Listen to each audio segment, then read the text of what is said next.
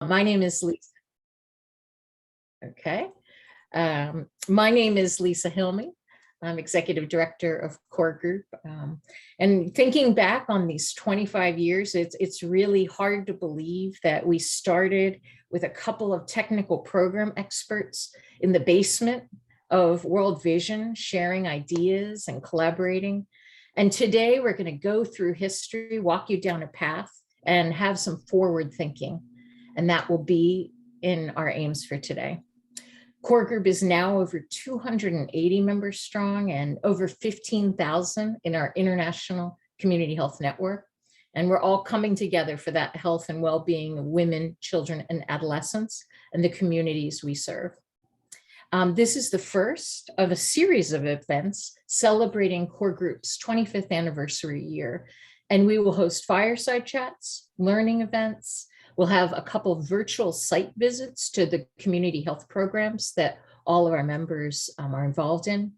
We'll have our amazing annual conference in October this year, which will be a hybrid event. So in person in DC, but also some program will be virtual. And we'll have many other activities throughout 2022. These are all designed to bring you, our valuable members who have made Core Group what it is today, together for more collaboration and to share your voice and about the future and about the past. And we couldn't have done any of this without our amazing team, whether it be the Core Group staff, our amazing board of directors, and all of our working group co-chairs. So at this time, I'm very pleased to introduce you to Janine Schooley, a longtime Core Group champion and who is on our board of directors for many, many years. She'll be our facilitator for today's event. Janine, I know it's early over there in California, so thank you very much. And I'm gonna send it over to you, and thank you very much. Thank you, Lisa. I too am excited about this. This is the inaugural Fireside Chat celebrating our 25-year anniversary. And I couldn't think of a better panel to get us launched into these 4 chats that we're going to be doing throughout the year. But before I introduce the 4 panelists, I just want to give everyone a bit of an overview of what we're going to be doing over the next hour and a bit, just so you know what's coming.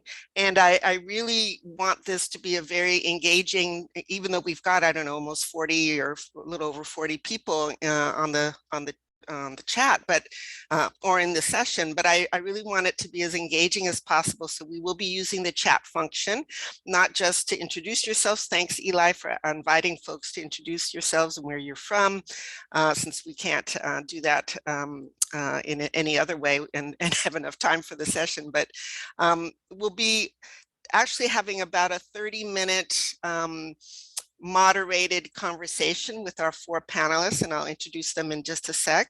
And then we'll have a chance for everyone to get at them, to ask questions, to have a conversation, a dialogue. If you don't feel comfortable speaking out, we really will be using that chat function to put your comments, your questions. And one of the things I wanted to do is something we'll be doing throughout the 4 chats, is to sort of crowdsource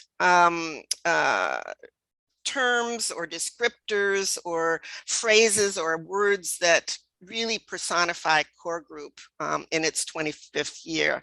And so in the chat, feel free to do that. Put a phrase, something meaningful about Core Group, or, you know, and we will be sort of harvesting that, and we'll have a gallery walk after the Q&A and discussion, and go back to the chat and see what's in there and see what people's comments have been, and that, so in that sense we can have more of an engaged participatory session, engaging with the chat itself. So please use the chat, as well as feel free to speak up when we get to that point.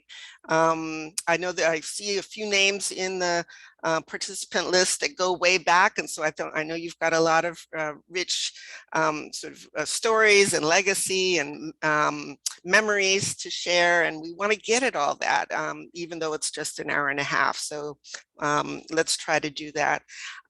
It's exciting to see, I'm going to be calling this probably not politically correct, but old timers and new timers. And couldn't think of a better way to designate folks. But and speaking of which, we've got on the panel two old timers, two dear old timers, and then two new timers. And I'm going to introduce them right now so that we can get started. So we've got, and I did practice their names, so hopefully I'm going to do okay. But we do have Joe Valadez, who is a core group founding committee member way back when, and the first chair of the core group board of directors. He's a professor of global health now at the Liverpool School of Tropical Medicine. So welcome, Joe. And then we've got Ellen Vor der Bruegge, and she is a core group founding committee member as well, going way back when, and the first secretary of the board of directors of core group. And she has been a technical and training consultant for many years. That's her current gig. Thank you, Ellen, and welcome. Those are our two old timers, if you will, our two new timers. I'm excited about Victor Rwandarwacu, who is a core group conference 2019 pitch challenge winner, going back to the Kenya conference. He is a co-founder of Devi Health Innovators and a clinical coordinator for the Dynamic Project. So welcome, Victor, great to have you.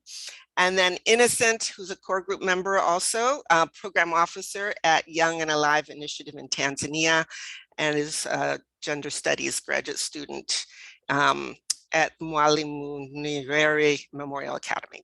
And then myself, Janine Schooley, I'm a consultant now, and I'm on the core board. And was a secretary actually after Ellen. She was the one who asked me to be the secretary of the board from 2002 to 2011, and then I've been back on the board since 2014. So that's the panelists, and ooh, Rob's here. That's great. This is exciting. So without further ado, I'm going to turn it over to Ellen, who's our sort of resident historian for the moment. And Ellen, tell us, sort of what was the context? What was going on in the world of development that led up to core group, or that was happening when core group was born? What was going on? Where do we come from? Oops, you're muted. Ellen, you're muted.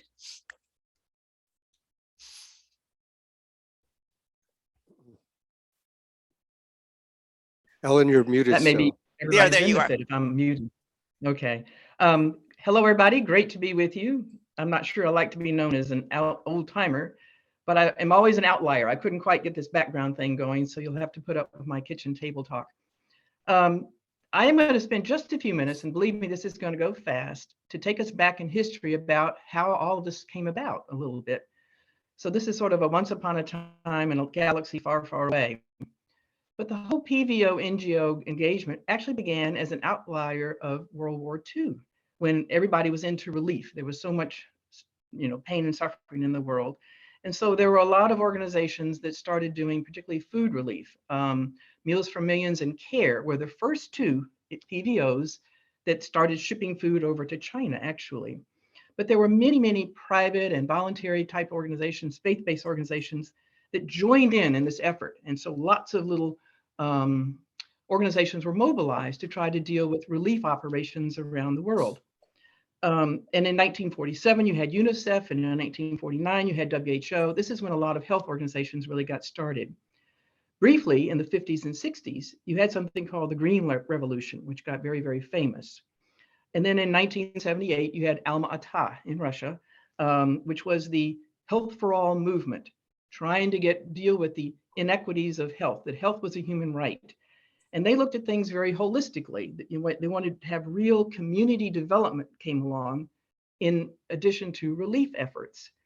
And they were going for the spiritual, the mental, the social, the physical health of people. So a lot of these little organizations started developing these community development strategies, and were doing really great things. Then you had James Grant, who came along at UNICEF. He was really one of the real leaders of the initiatives that we all are now doing today.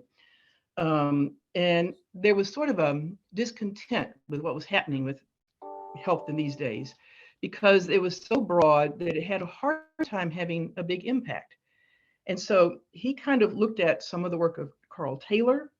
He looked at some of the work of what was going on with the Green Revolution. And he says, we can do better than this. We can not just talk about child mortality, let's talk about child survival, which was a whole different thing at that time. And they looked around at organizations like the Barefoot Doctors in China, which actually had been going on for a long time, and thought of this as kind of a model that would allow a process called selective primary healthcare to start. And those of you who were really at the beginning of core or child survival strategies will remember the good old twin engines, the ORT and the immunization. This is where all the efforts started focusing on these twin engines and had a real impact. It was noticeable what was happening with the reduction of child mortality, which was really very exciting. And so in the mid 80s, John Grant, James Grant's son, brought some of these ideas into USAID, and they began giving child survival grants out in the mid 80s. They did a number of things that were rather interesting. They offered it to these little organizations that were not mom and pop things, and they would offer them to the big ones too, but it was an open grant process. But they had certain criteria, like they had certain countries, certain locations in those countries. You had to do, and this is a good one for everybody, an RCT, which was a big deal for all of us, a random controlled trial. We were all out spinning bottles in the middle of these communities, trying to figure out what house to go to. They required that on your staff, you have someone who had an MPH degree. And they also had us change our financial reporting systems to fit USA. There were a lot of criteria that had to be met, but they also offered technical support to the organizations that started doing these grants. And this is where Dory Storms came in with a contract that USAID gave to Johns Hopkins for her to sort of coalesce these organizations that had received these grants and ensure their technical quality. So she started these annual conferences. The first one was actually, prior to any of these things, we gathered in Warren and Gretchen Bergman's home. A bunch of us who had these grants happened to be in Washington, and we had this little get together and said, gosh, we really got to do something better about all this.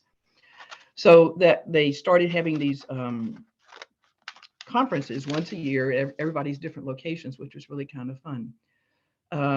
But a couple of things were the outcome of this.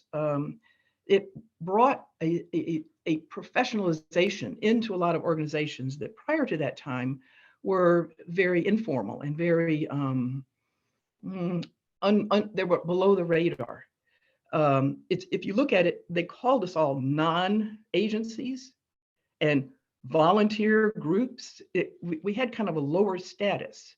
But one thing that the child survival grants began to do was show that we could use technical research, we could use scientific methods, we could report on our results, we could manage money, and it professionalized a lot of organizations, gave them the wherewithal to really join in a more powerful way to deal with issues of child survival. We expanded what we were doing. We went into the GOBI, the growth monitoring, the oral rehydration, the breastfeeding, the immunization. Then they added the FFF, the family planning, the food, and the female education. So it went from the child survival to professionalizing a lot of organizations and putting us on the map, and giving us a respectability and ability to really contribute to what was needing to happen in a lot of these countries. And then after Warren, okay, Professor Ellen. That's it. That was a great historical backdrop. I really appreciate that. But I want to move on to sort of to Joe, and sort of given that context, given where we were at the time, and those sort of sessions at different people's houses, and what happened? How did core groups sort of, and again, this professionalization, what happened? What next? How did core group get birthed, and what were the challenges and the opportunities that you were facing in those very early days? Well, there are a lot of challenges. You could just pick them out of a hat if you wanted to, let me tell you. But let's just back up. I focus on a few that I found particularly challenging to me and to several of us. Well, the funding was stopping for the Child Survival Support Program at Hopkins.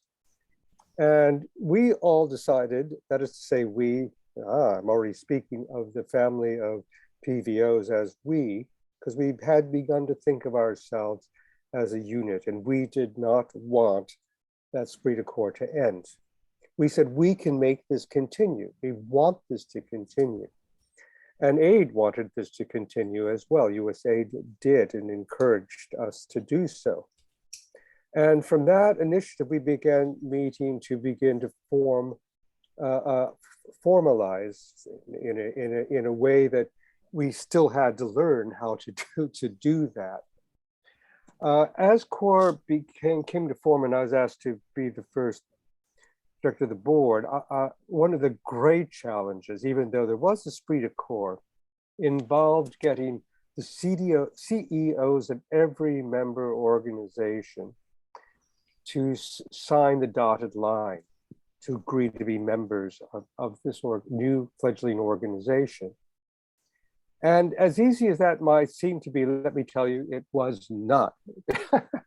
Because in this very competitive environment, they perceived, and I understand that, trust me, having been working within a PVO at that time and earlier as well, it's a very competitive environment. And organizations wanted to be sure that by signing on, they were not creating a competing organization. So CORE had to frame within its guidance that we would not be competing with the member organizations, but would serve a different purpose.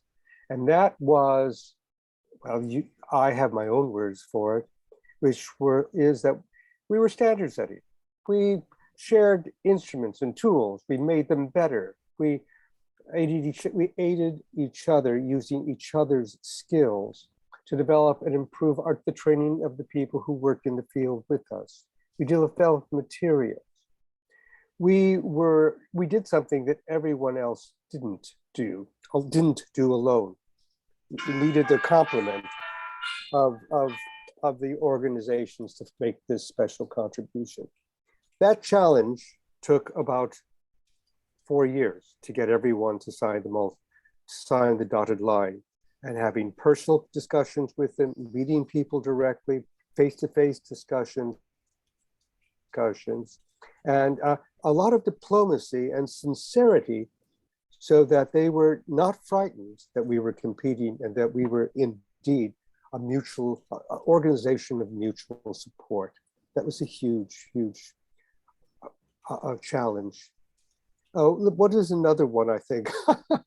Here's a note that came up, which was, we had to find out how to work as a board. So what does a director do? What does a secretary do? What are the different roles? And so we needed to develop a division of labor that actually was professional. So we sought materials from small business organizations, and we trained each other on what your role was, my role was, so that we were very complementary. That formation was necessary as well. Don't you remember, Ellen? That was a part of what we were trying to figure out, is how to be, wasn't it? Right, there were just, again, I'm going to back just a little bit. In addition to CEOs, I remember something that I had never done before, but talking legal matters. You know, they're lawyers of these different organizations, some of the big ones that had them. Yeah. But the fear of being connected to another organization that did not share your mission and vision was one of the things that was going on. It was a real tooth-pulling thing to really, everybody was afraid of what would happen, that they'd be lost in the crowd, and it would diminish what we were doing, that funders would go away. And so it was, and even to form the name of the organization was a real trick. So if you're ever getting ready to start an organization, which some of you have, you can appreciate what all we were doing when we had about 20 different organizations at that time trying to join together. and very little funds to do it with as well. Oh yeah. A lot of it was a labor of love. And the other thing that we need, what the challenge was, is we had to have this face-to-face meeting.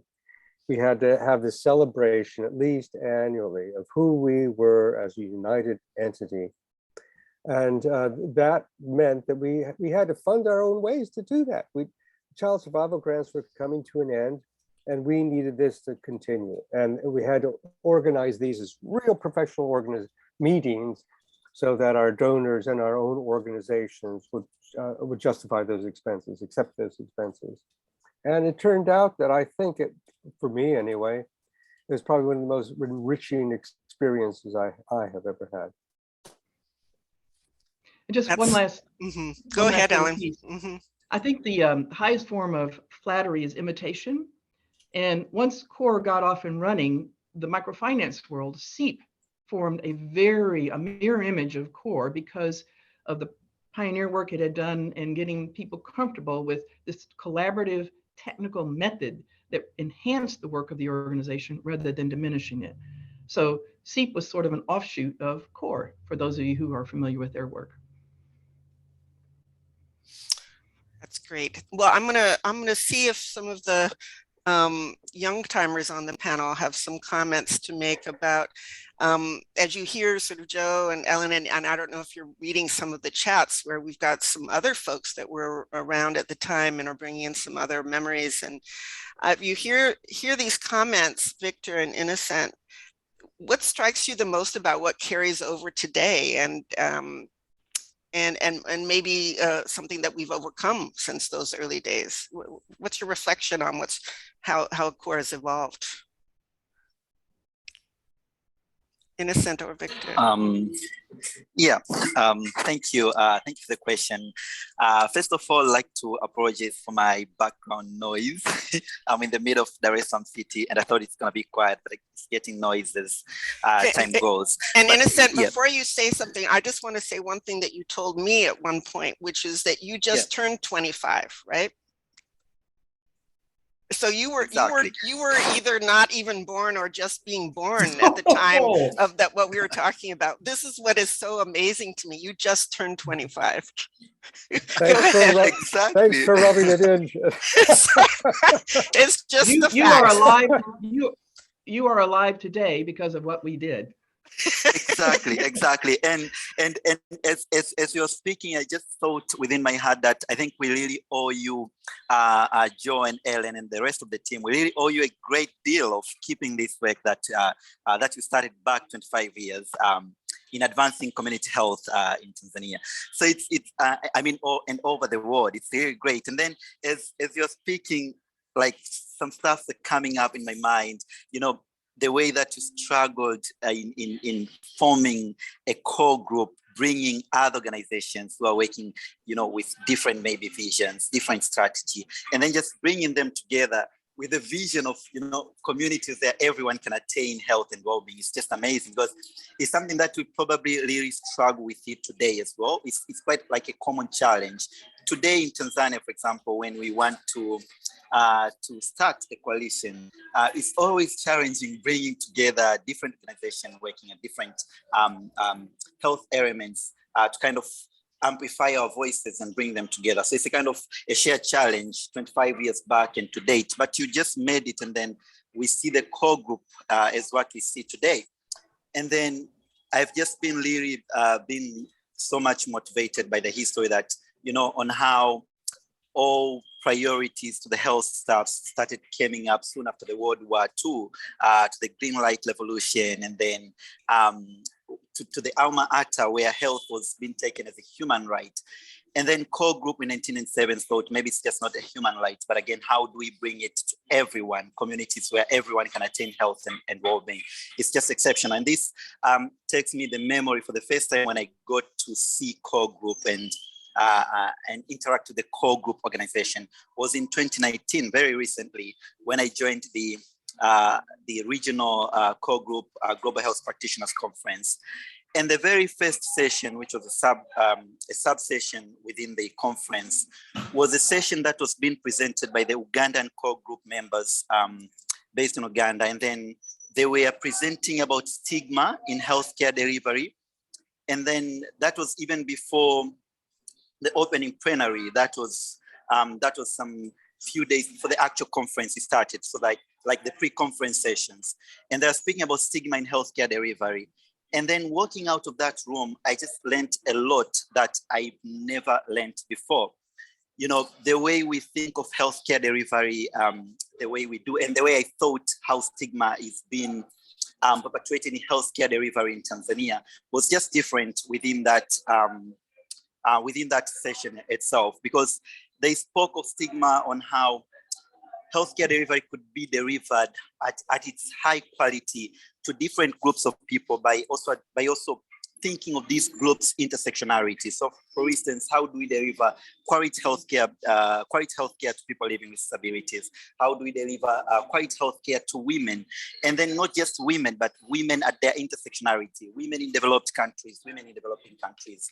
You know, just looking at these intersections of people and then ensuring that we deliver quality healthcare delivery. And then soon after I walked out of that room, I was asking myself a lot of questions. I remember the day after we were having like a chat with Lisa Hilmi, and I was telling her, I just had a background in clinical medicine diploma here in Tanzania. And I was telling her, I want to do a bachelor degree around public health and everything. But again, I was really thinking, how am I taking the lessons from the very first pre-conference session of the core group in Kenya to my studies? Then I came back home, and it was at the late 2019, I decided I'm going to do gender and development studies, where I'm learning a lot. So I'm doing a bachelor degree in gender and development studies, but it's all been inspired from the pre-conference session about stigma in healthcare delivery in Nairobi. And then just doing gender, it's really helping learning all these feminist principles of approaching stuff, where you really approach them by looking at these issues in their intersectionality. And it's just a great lessons from there. And then it was at the opening plenary in Kenya, at the opening plenary of the core group conference, when I shared about the innovations of the contraceptive conversation project that I was doing in Tanzania. Was very voluntarily based, very voluntarily delivered project in southern Tanzania in Mtwara. But again, it was from the core group's series of technical trainings that are happening online, presentations and everything, that we learned a lot, not just alone, but at the organization I'm working at, Young and Alive in Tanzania. And then that project has got a lot of funding this year. And this funding update, we just got it from the core group newsletter. We saw the grant coming about the Grant Challenge Canada, and we decided we are going to apply for this grant. Let's apply for the project we spoke in the core group conference in Kenya. And we got the grant, and we are going to implement this project this year in southern higher end of Tanzania. And it's just amazing because we are going to reach young people with right sexual and reproductive health information to help them prevent themselves from teenage pregnancy and like really bad stories of unsafe abortion happening in southern higher end of Tanzania, by providing young people with options for contraception and right information. And then, so you could really see on how the energy of the core group conference in Kenya has been trickled down to southern coast of Tanzania with the contraceptive conversation project and all the lessons that have been taken there. It's just really amazing. And I think, as I said at first, we as young generation and we as young people who just met core group today, turning 25 years old, and then you meet core group.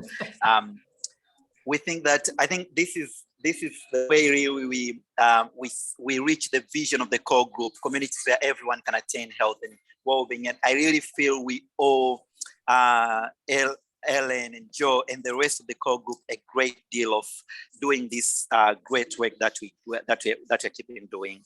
Thank you so much. I've shared it. Thanks, Innocent. Thank you so much. And Victor, I don't know if you want to add anything to that, but I think this idea of community and, how did you feel sort of coming into the core group community, and what has that meant for you as a relatively new core group member? And what does community even mean when we talk about esprit de corps? What does that mean for you as a new member? Thank you so much. First, happy anniversary to Core Group as well to Innocent Grant.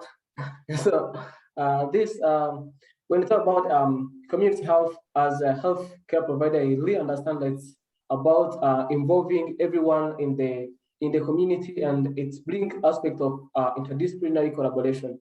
Mainly when it comes to talking about community health or health in general, people feel like it's all about people who are working in the health sector, but there is a lot of aspect that someone can contribute despite different background, either in technology or anything.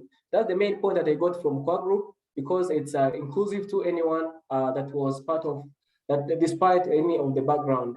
So taking from the draw point about the initiation of cooperation, actually in this competitive world, it's hard to find organization that is inclusive to any other organization. So we really understand it as young generation to find one committed organization to join various organizations like in that red time. So it was not that easy. We completely understand.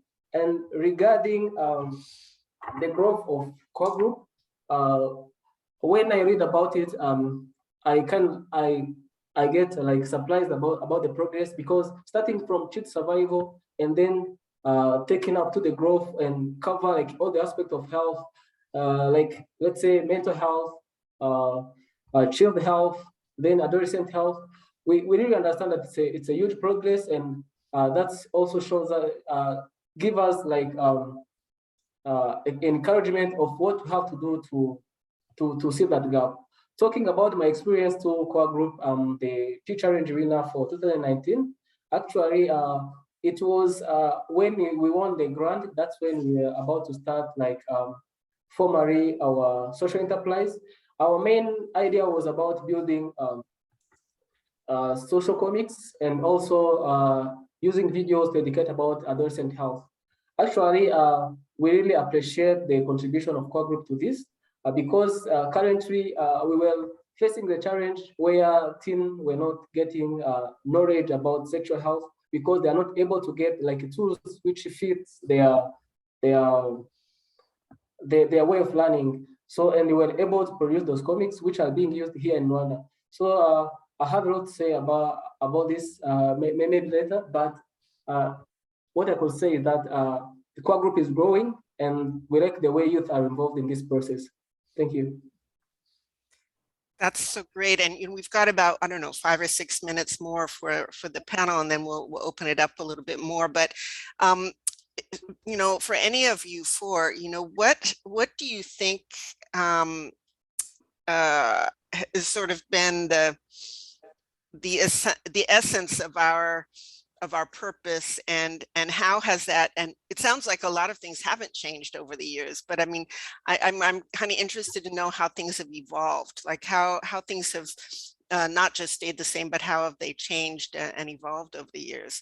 And Joe and Ellen, I don't know how much you've been connected more recently, but do you, from the vantage point of being part of sort of the origins, do you see things evolving and changing, or more deepening and reinforcing? Ellen, can I pitch in here first on this one? You go for it. Thank you, kiddo. Actually, the type of involvement has changed, I should say. And Lisa knows I've been in contact a lot over the years with her. CORE has really matured to be an organization that is looked up to by so many organizations that you are completely unaware of.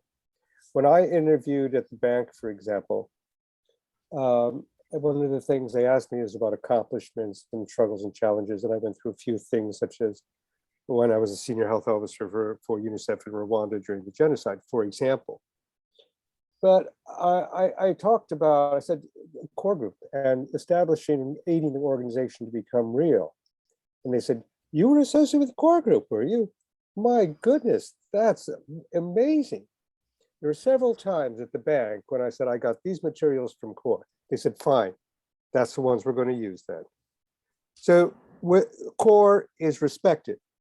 as a standard setting organization, I don't think, and as we are self-effacing and in our certain humility, which KVOs have, I want you to be aware of how proud you should be, we should be, of the enormous contributions that we've made. Think of how many things are there because of CORE.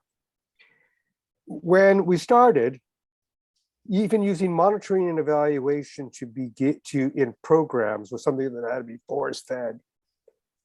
And now there's not a program around that wouldn't even think of having that in. Having KPC as standard nomenclature. There would not be an LQAS unless it had been really field tested and underwritten by, because I had a struggle, I mean, because that's one of the things I worked on, as you guys know. Just give me 5 minutes and I'll give you 3 hours on that one. But Hearth has become something that's out there because of CORE. If there is an organization which is a go-to place for how work is done in the community level that Jim Grant would be proud of, it would be CORE. When John Grant took over the program, Jim's son, John, named after his father, who was Barefoot Doctors, prior to that, which is why he looked for Barefoot Doctors. This is long, long history, which you should be aware of, and that John Wyan tells very well on his video, which is on the Core Group website, which you should all look at if you haven't seen it in the event. It dealt with this idea that we are community-based, pragmatic, and are dealing with the testing of things to make them work and work better. That's what we do. We don't just advise, we work with our feet in the field all the time. And that's how we maintain that, but we've evolved to become an international standard setting organization. Sorry, I talked too much. Ellen, over no, to that's you. fine. So the reputation is built on itself. Oh and, God, yeah. Yeah. Oh, there's no two ways about it. Yeah.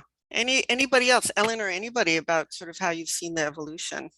Well, just quickly, I wonder if we could call CORE a positive deviant. You know, over the years, we've.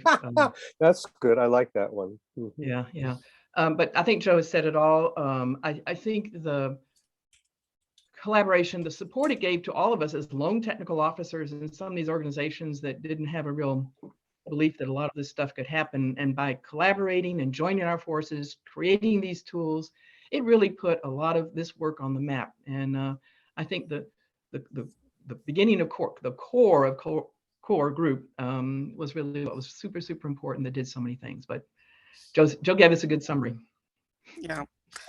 Innocent or Victor, anything from your perspective about how core group has evolved?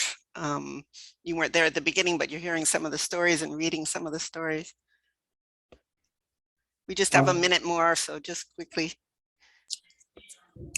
Yeah, I think to me, what I hear the most from the chat is collaboration. And I was just reading on the chats that is coming. It's like people are speaking on how the core group provided platform for the peers to meet and collaborate and share some best practice. And I see the future, I think, to attain healthcare and to attain good health and well-being for all, then collaboration is something which you can't escape. So I think and that value of collaboration is what really core groups brings on table. You see, from a young person working in Southern Highland of Tanzania to Joe Valadez, prof who works at the Liverpool School of Tropical Hygiene in the UK. And they're here speaking, exchanging ideas, sharing the history. And this is what it's really special from the core group. And that's what I'm really looking for the next 25 years, keeping more active collaborations to deliver good health and well-being for everyone. This is just exciting. Thank you. Thanks, Innocent. Victor, any quick remarks before we open it up to everybody else? Yeah, everything it's very clear about the progress of core group, because we heard from the story that they have been applying for grants, and personally I can witness the beneficiary of the core group grant, which is a good sign of how core group is making branches in various countries to various generations. I really appreciate that. And otherwise, the cooperation through expanding networks, conferencing, that's also a good sign about how core group has been evolving despite the challenges that were reported before. Yeah, thank you. Okay, thank you. So I'm going to open it up now. We've got about, I think on the agenda says 25 minutes for just open Q&A or comments. We've got a lot of things in the chat, but if people want to ask questions to the panelists or say something, this would be the time. I was just reflecting and I was starting to type, but that, you know, the Child Survival and Health Grants Programming was such a formative, essential part of the formation of core group early on. But how many years has it been since the Child Survival Health Grants Program was closed down? It's been what, 6 years, 7 years? It's been quite a long time now, and yet, you know, it's the legacy and the sort of the essential elements of that continues on, which is really interesting to me. You know, someone might have thought that once the Child Survival Health Grants Program closed down and all of that, the core group would have kind of faded away because it was so twinned together, you know. So open for people to ask questions, speak up. We've got some, Rob, I know you want to say something. I see Judy Ann, I see several people who were part of the early days. You can keep sharing memories and stories on the chat, but if you want to speak up, now's the time.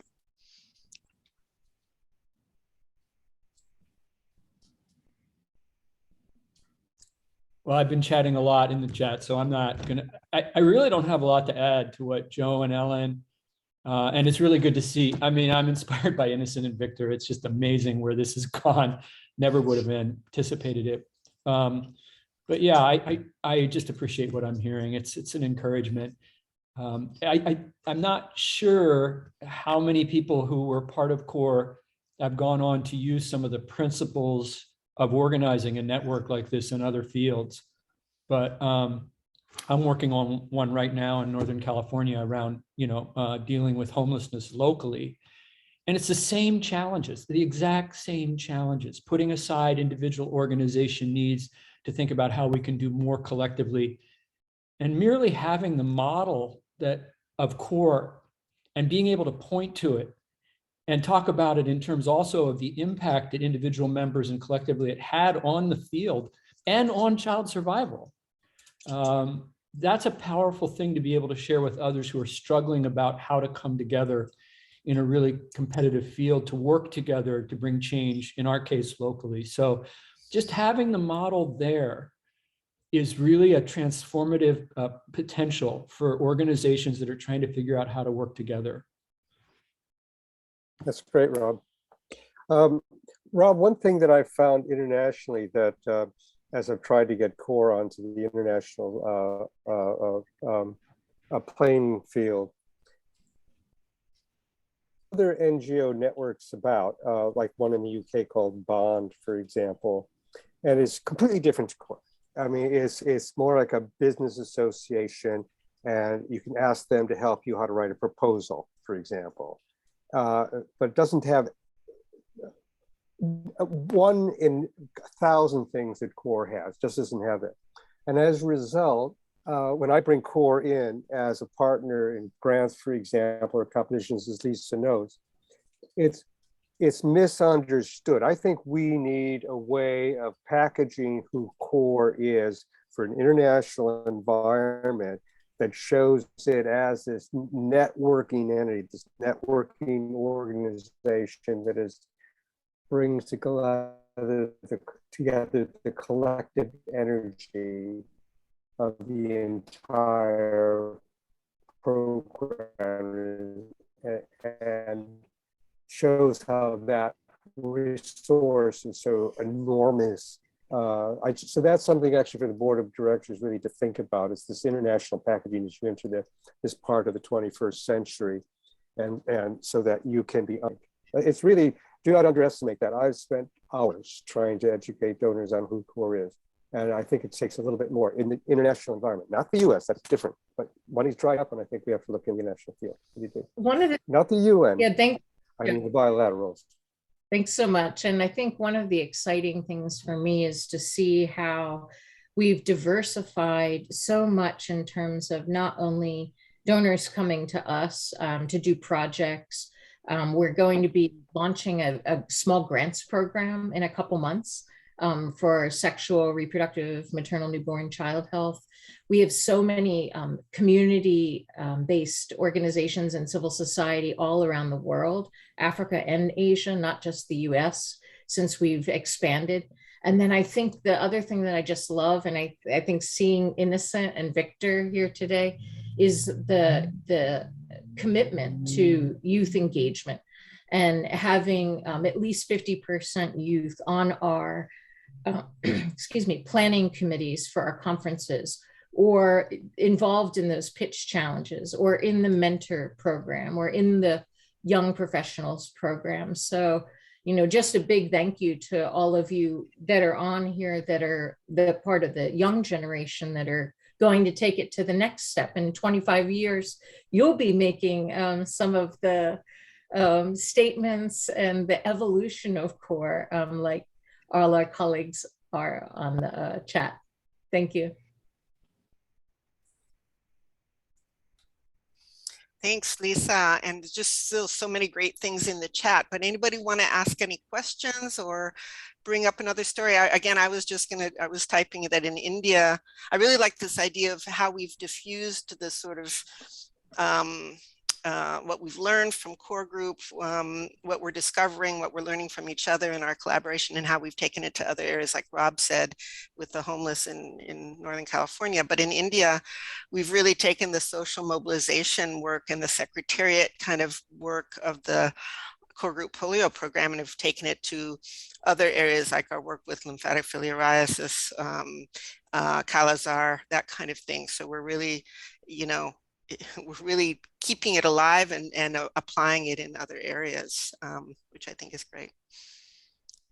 Just one thing about that that's coming up again and again in the chat is what's interesting about the organizations that were part of the early part of CORE is that, and what we learned really quickly is that each organization had developed a particular type of expertise, whether it was positive deviance or whether it was LQAS. Some of that was because of the individuals and their own background, but some of that was because of the programming that organizations had developed that made them uniquely positioned. And so what was really happening was we weren't just networking in a vague way. We were having our vision of what quality program could look like, and also the tactics and strategies that were maybe nascent, but we could try. And we had an ability to tap into one another's expertise, which maybe wasn't recognized at the time as an international good, but together we were able to advance, and we learned so much from each other. And that's the spirit in which I always think that CORE is going to continue to advance, is that it's honoring the work that people are doing, providing space for those people to come and share it. And then the spread will be natural, because people will say, well, I see an application for that in what I'm doing. Can you share that with me? And you know what? It was never the case my organization really doesn't want me to share this.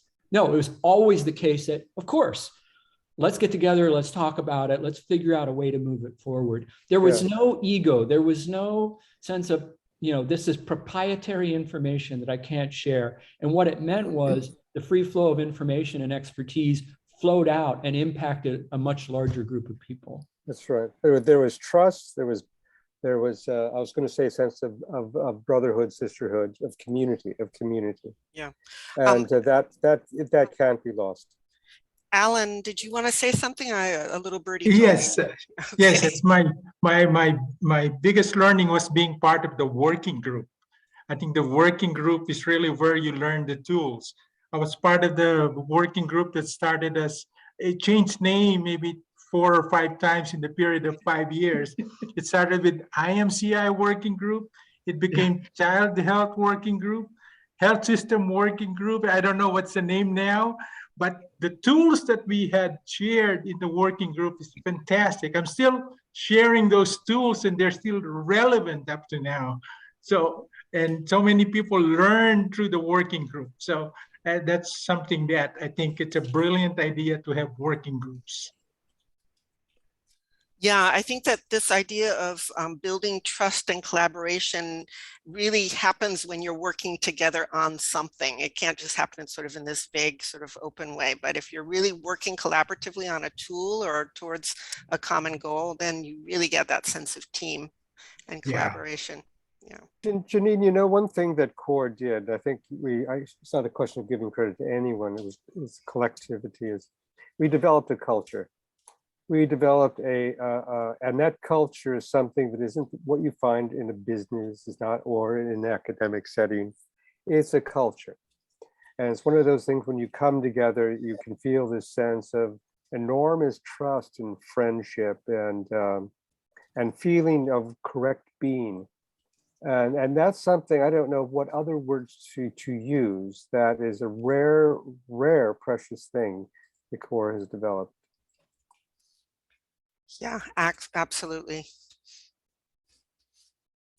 I'm just going to flash back to the past, but getting that permission to collaborate was one of the most challenging things we had to work through. You have no idea what it took to get all these organizations to say, okay, we'll let somebody be a member of this thing, but we'll wait and see. Man. You cannot imagine what it took to get the boards, their lawyers, their donors, all these different organizations to say, okay, you can join. That's right. As Joe said, years of work happened. Even though their health representatives, who are our friends, were saying, there's nothing to worry about. This is a good organization. They really had to take the low risk approach, and that took years and years to get through. Yeah. Anybody else want to ask a question or make a comment? Can I add the twice a year meetings of people? I think is so. We meet people, the same people in the same year, and so it kind of developed a group or that you can ask if you have people that, for example, if you're doing a behavior change communication and you would call Bonnie anytime and ask, I have a problem. And through this participation during the twice a year in DC and then Baltimore, I think I remember. So you develop a lifetime support for whatever you're doing in your program. Yeah. So you have people that you can email and ask for small questions and readily get an answer. That's so true, Alan. I've always been based in San Diego, California, and sort of outside of the Beltway, away from all of those, sort of networks and whatnot. And so it was my lifeline to folks in organizations that were really more in that sort of, on the East Coast, for example. And I felt less sort of isolated and alone out here on the. And anywhere in the world, you can be in Cambodia and you can email. Right. You get the answer in an hour. So yeah, so you feel less isolated. You feel more connected forever. Yeah, forever. Yeah, anywhere in the world. Yeah, it's amazing. Yeah. Yep. I have two thoughts that come to mind very, very quickly, just to remind everybody that this all happened prior to the internet. Which made it a little bit more interesting to try to communicate and draw people together. Also, I see people are talking about some of the regular meetings that we used to have and bringing up Lake Junaluska. Quick story, we had one participant, we were only about 40 members then, drag in on the second day of the conference wearing this big heavy parka, and his secretary had bought him a ticket to Juneau, Alaska. And so instead of ending up in Lake Junaluska, he flew to Juneau, Alaska for the meeting. So we all had a good laugh about that. So lots of good fun memories of people who have really become good friends, this community that Joe was talking about over the years.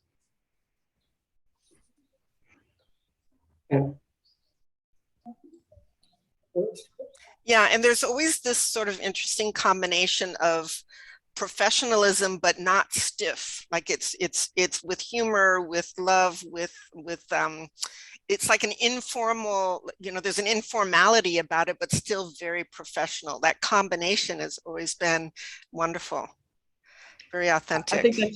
I think that's a presence of Dory Storms that lives on. Yeah. Brita. Oh, Brita, it's so great to see you. Hi. One of my old time friends that I never get in touch with anymore, but will always be a friend. Yes, hello from Dublin, Ireland. Hi. Hello, Joe in Liverpool. Yeah, I mean, absolutely. Hi, Brita. Hey, Brita, we can only see you from the nose up. You should adjust your camera. Yeah, let's see. We would never have gotten the child survival program in Bangladesh off the ground without the support of CORE. I'll never forget those early days with Kate Jones and Nitin, and one of the localities did not want this program. That's not what they thought they were buying into.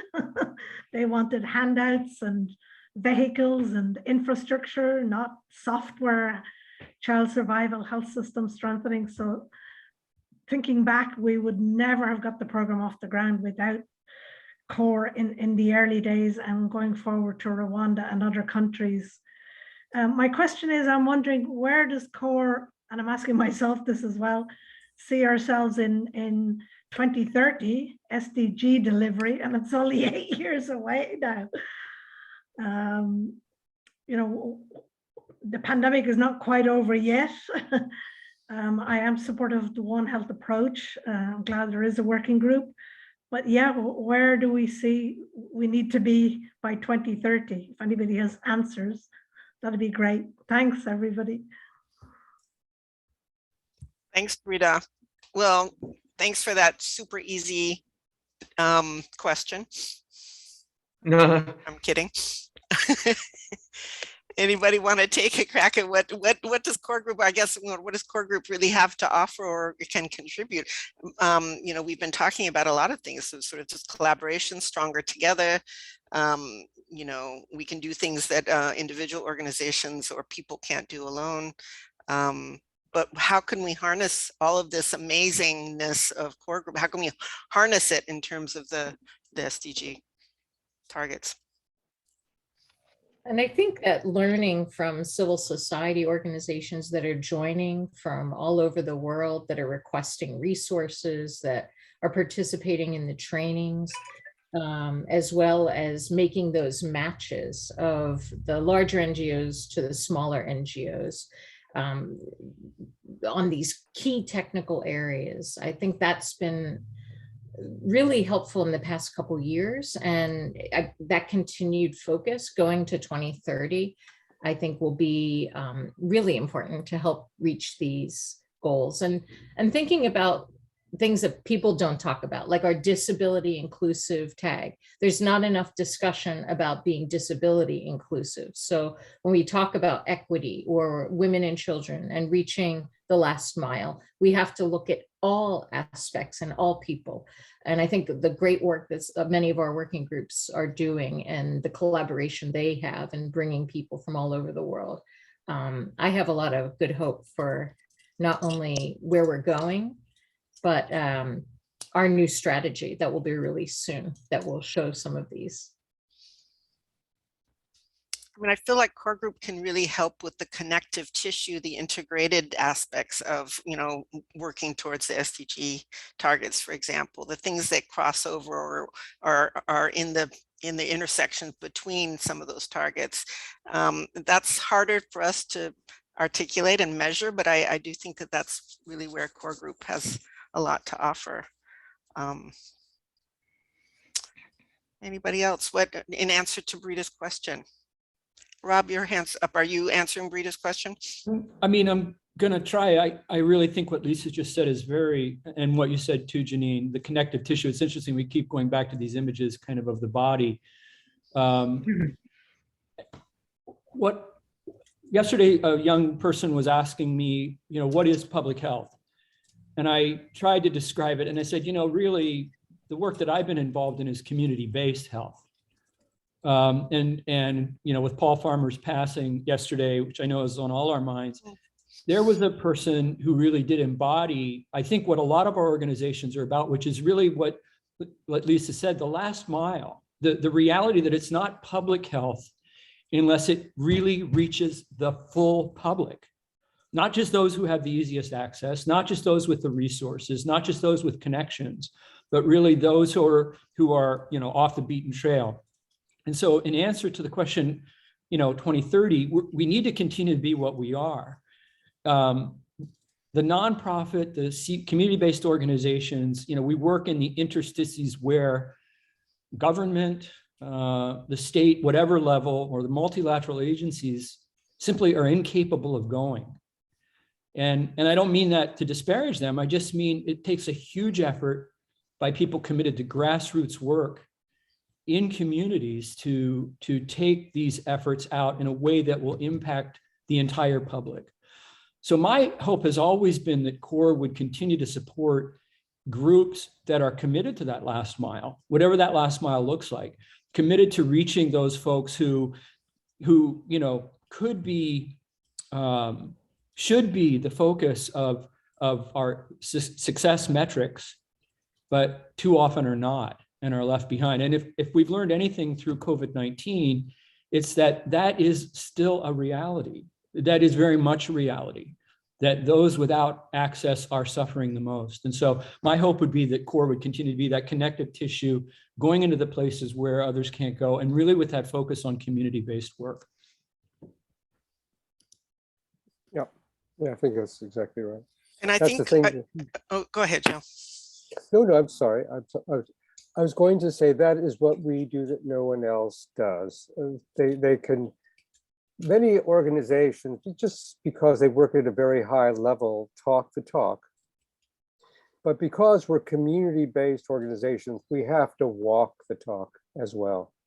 We have to, and I think that's why we were valued, among other reasons, because when I've had some well-placed bilateral organizations, I'll remain nameless, ask us about South Sudan, for example, and certain aspects of gender-based violence, for example, or things mundane like vaccination hesitancy, for example, and we have the information from all the communities or all the counties, the lowest level throughout the entire country, and say, this is what the prevalence is. This is the real condition on the ground.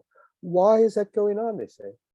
They say, well, that's something that we have to talk to the people in the communities about in order to understand this. Okay, it is not something that is, that we are privileged to understand. We have to talk to the people and bring them into this discussion. That's what we do. Yep, agree. Innocent, you've got your hand up, and I think we've got just a minute until we move to the next piece. Yeah, thank you, Janine. Yeah, what I wanted to say really is, I think also for the next years going to 2030, what I really learned. Ooh, we lost you. Innocent, are you still there? Does anybody else hear Innocent? It's just me. I don't hear him. Yeah. No. Oh, darn it. Well, hopefully he'll come back on. Okay. So sorry, Innocent. Well, we'll get him back. So I'm going to switch a little bit. I thought we would spend some time with this, what I call the gallery walk, though it sounds like a lot of you have been reading the chats already, but I don't know if the panelists have had a chance to read all the chats. But why don't we take a few minutes to read the chats? There's a lot of great stuff in there. And we can add to it as well, and we'll wait for Innocent hopefully to get back. But let's take some time to read the chats. And as you read them, if there's anything that sort of really strikes you or, you know, resonates with you, you know, feel free to shout out either in the chat or even verbally. We were just, there was something I wrote about moving from community-based to community-driven is our challenge. And Rob concurred, and Beth also added in community-driven, community-led. And that really is a huge challenge, and we need to not be naive about how hard that is to truly achieve, no matter how much we believe in it and aspire to it. So let's just look at the chats. And yes, we should have a reunion for sure, when we can. And the conferences, I miss the conferences so much. I know that, we had the one in Kenya, which was great, and we're trying to do hybrid or virtual. It just isn't the same. It's just so challenging to recapture that.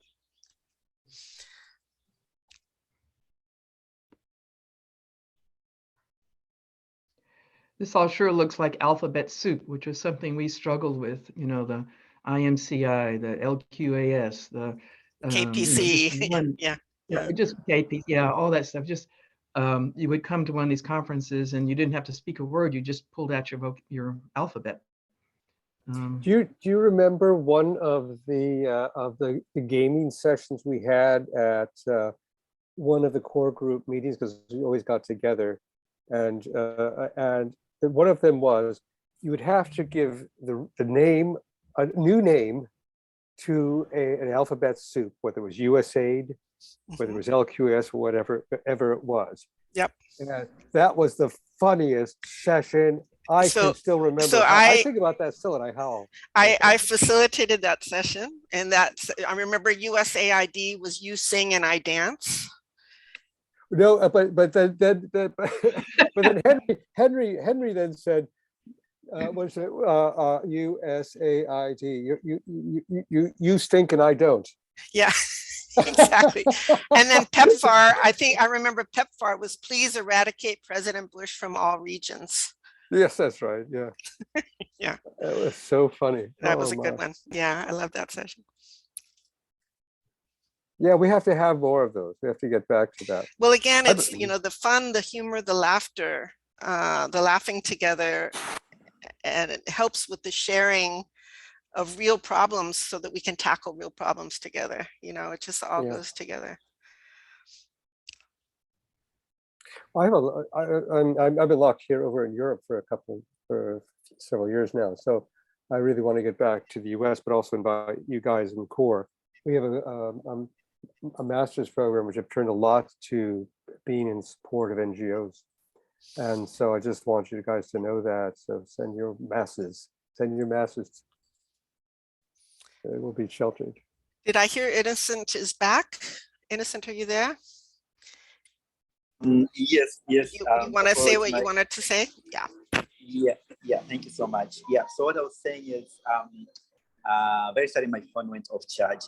What I was saying is, in the next, going to 2030, I think we also really need to keep encouraging these intergenerational dialogues that we've been having, because what I feel is like some of the health challenges are really, the way of addressing these health challenges is kind of like really coming the same. For example, when I was reading the history of HIV version early 1980s, going to the end, going to the 1990s, with a lot of misinformations happening.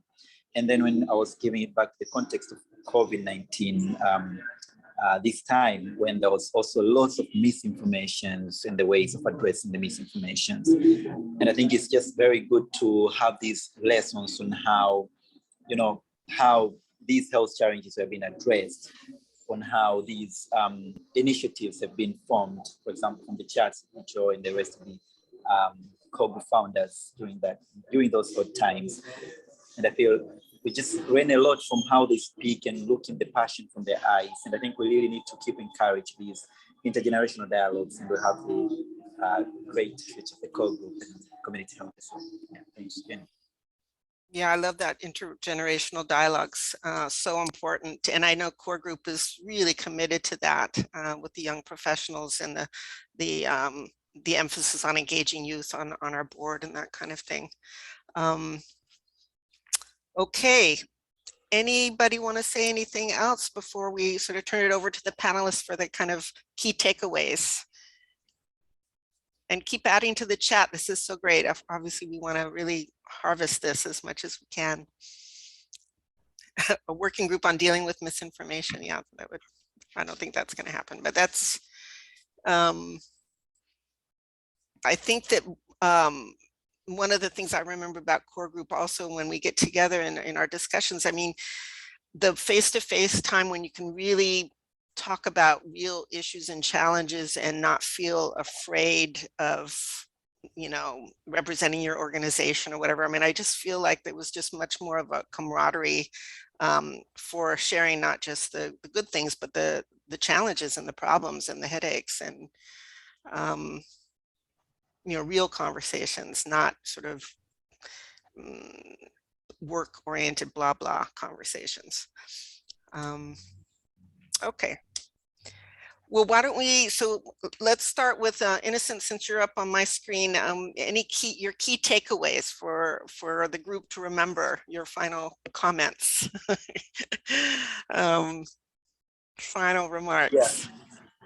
Yeah. Thank you so much, Janine. I think I had a great moment, and it's a really great pleasure for me to be part of the panelists in this 25 years anniversary, because it's also getting to my 25 years old. So having the same age as core group and having all what has been happening from the story that Joe and Ellen was sharing was just amazing. The passion in their eyes into forming and all these stages of groups, core groups development. You know, Lisa was talking in the chat of forming, storming, norming, and everything. So it's just really, really amazing on these travels. So yeah, what I really think is just having a lot of hope from this intergenerational dialogue that we've had today.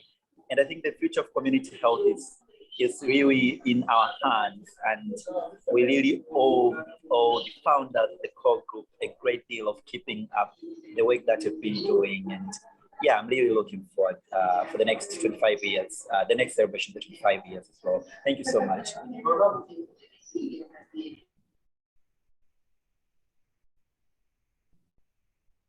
Thank you, Innocent. Victor, do you have any closing remarks or final takeaways for the group? Thank you so much, Janine. First of all, what I would say is that coalition it's a huge strength. It keeps us everywhere through our network or any other organization. I strongly believe that through this cooperation and this gathering, we are building, we are encouraging young generation for professional growth. I'm taking this from my experience when I have having like 1 year long mentorship through core group. This will be a huge asset for the future growth. And again, this interdisciplinary collaboration will keep us in the loop of being dynamic about tackling health challenges. And last but not the least, is about youth engagement. I strongly believe that youth are our messenger to the next generation. Through this involvement and working hand in hand, we will achieve all the universal goal that we are trying to attain. Thank you. Thank you so much, Victor and Innocent both. I mean, it's a breath of fresh air for us old timers to hear from the youth and the youthful among us, all of us, older and younger, and that sense of hope and optimism is really inspirational. Thank you.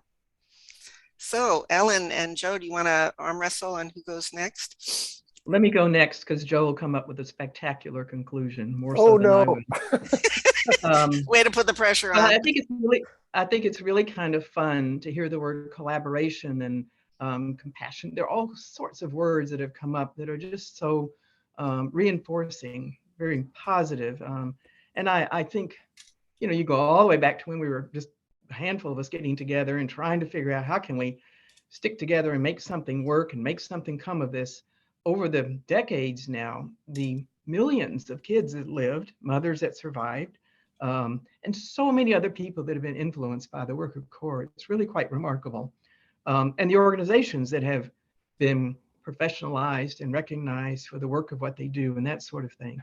So I think this little innocent kernel of an idea that blossomed into such an incredible international organization is really astounding to think about. And it has a lot of experience and human power to share, human strength. I think keep it together and keep it going. It just has a great future ahead, coming from some pretty good grassroots starts. Thank you, Ellen. Well said. Okay, Joe, the pressure's on. Oh, no, I accept that. I think that we need to celebrate in that we are part of a long history. I think of the beginnings of John Grant and taking medical school with barefoot doctors to, which meant then after the revolution in China, he moving to India, which is why Jim Grant and Carl Taylor grew up playing together, that they each went off and continued being friends, one in UNICEF and the other Johns Hopkins after leaving Harvard. The way our history developed was of individuals working as either medical missionaries or as NGOs or as researchers in their communities. What's happened today is that there's been a spawning such that it is now multiple organizations that are taking up this. Warren and Gretchen did it in their work for so many years as individuals. It has inspired many of us, many of you.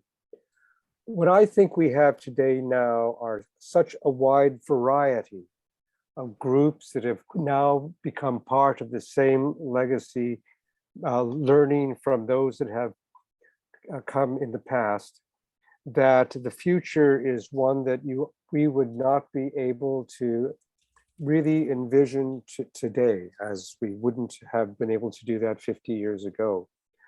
I think that keeping us aware that we are part of a long history and is what makes me grounded, but also for me, it's always respecting what you guys, what we are doing in the field. I said this at the last time we were all together, but as I say to every meeting that I am in, when we have finished training and is about to go off for the weeks of hard work in the field, I say, I'm proud to be amongst the heroes of a generation.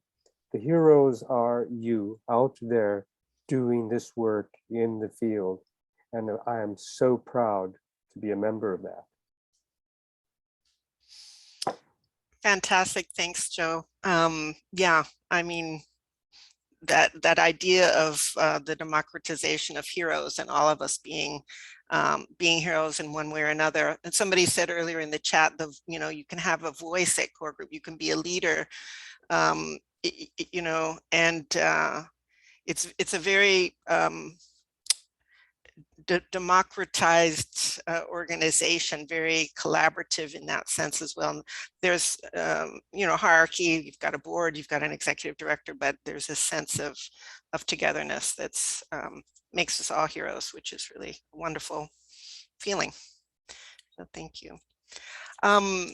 So we've just got a few more minutes, 10 more minutes. Lisa, we were going to turn it over to you for a sort of a wrap up as well, and a commercial about the next chats. And would love to hear from anybody else who wants to sort of have a final word.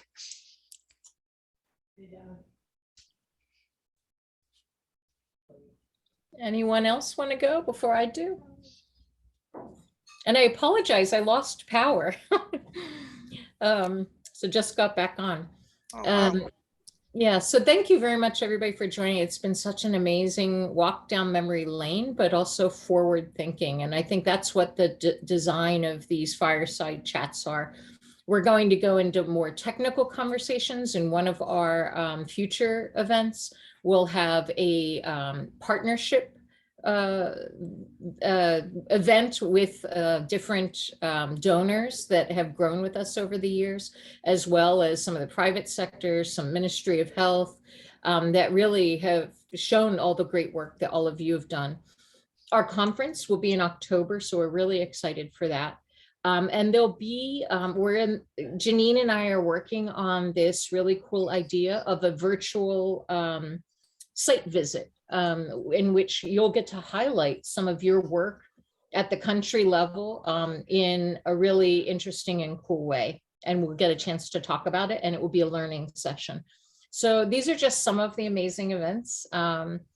I did mention also, our newsletter should be out pretty soon. And look for more information about our small grants program that will be going out, especially for civil society at the country level. Just so much that's happening this year. And the release of our new strategy for the next 3 years that the board and the staff and the working groups have been working so hard on over the past 6 months in developing. So lots of great things, and it's my honor to, be at the helm now, but to work with all of you and all the great leaders before, Karen Laban, and just so many of our board. A lot of our board is here today. Many of you that we've worked on projects with or through the working group. So just thank you very much, and keep engaging. Thank you.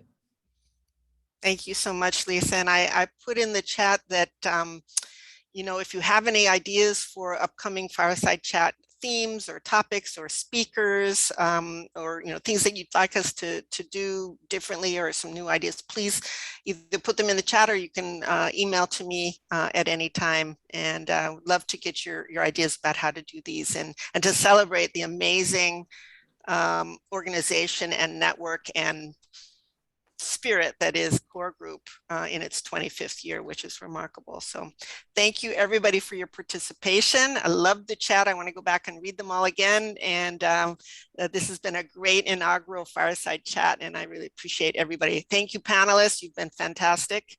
And thanks to everyone who participated.